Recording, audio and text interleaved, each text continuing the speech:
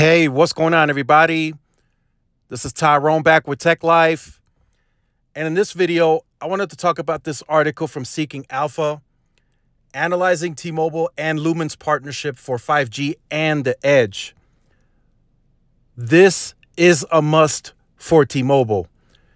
The reason I say this is a must for T-Mobile to shift its investments towards partnerships like this is because the way T-Mobile is structured today and the way they grew the company, the way they got the profits that they got, they predominantly serve the consumer. They have very little share in business. They have very little share on the government side. And they have very little share with the rural communities, that population. They are very underpenetrated in the rural segment because as a standalone company, they did not have the scale and the opportunity to grow that share.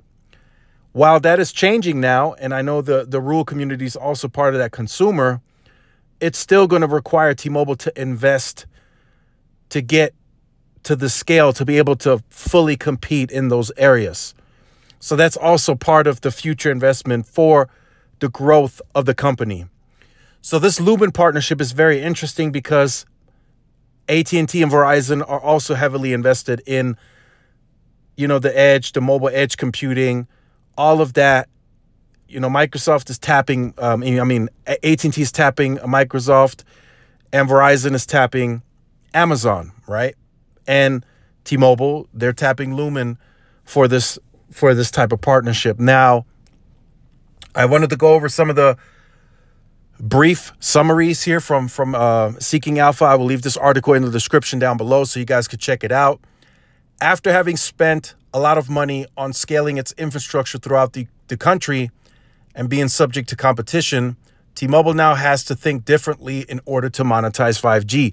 That is absolutely correct because they predominantly serve the consumer and they have a good amount of share in that segment. So that's very little future growth to obtain if we're talking longer term, right? Longer term, T-Mobile has to position itself to kind of think like Verizon, network as a service.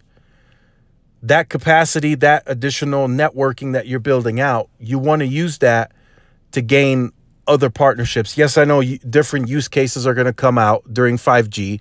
New applications are going to be invented. Virtual reality is going to be big, and that's what they're going to use these networks for. But you have to scale the investment to be prepared for it. You just have to scale it, and you have to be very aggressive on it. And Verizon has been way ahead out on it. In fact, they already have some cities operational with the edge and the mobile edge compute. AT&T is out in front on that.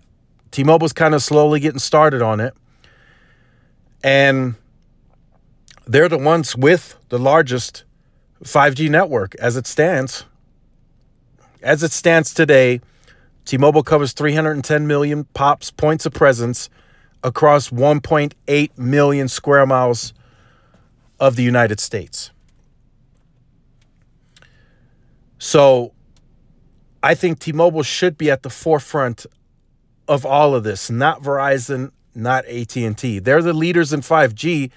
They need to be focused on getting these business partnerships for the health of the company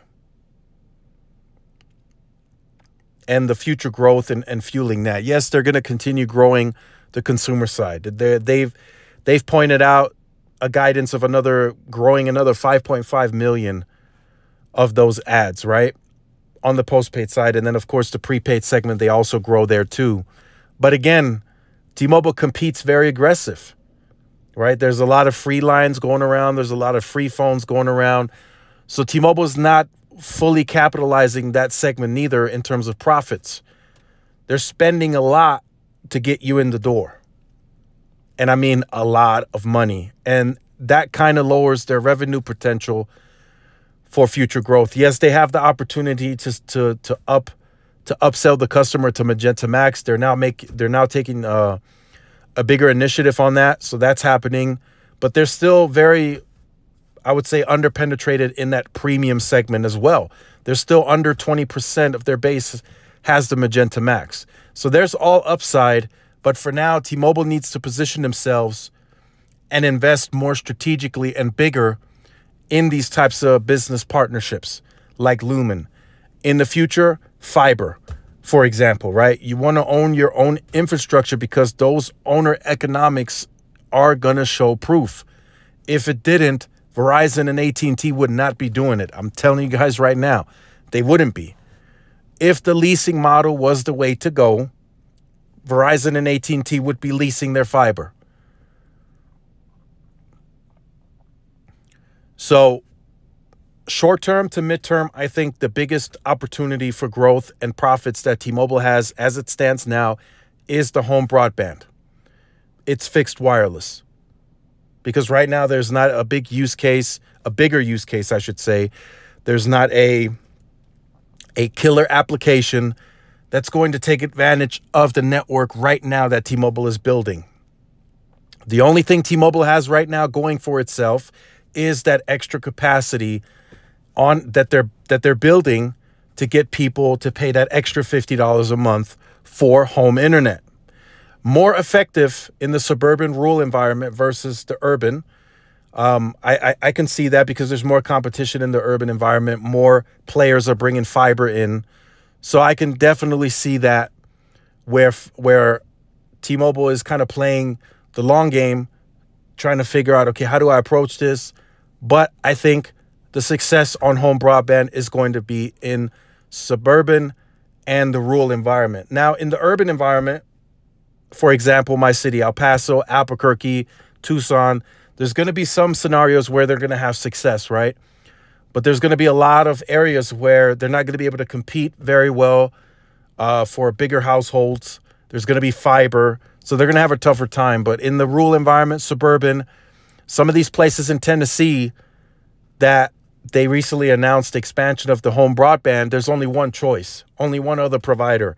So that's an easy way for T-Mobile to step in and take some of those, take some of that share in those markets. And I'm sure there's plenty of other markets where there's only one other option.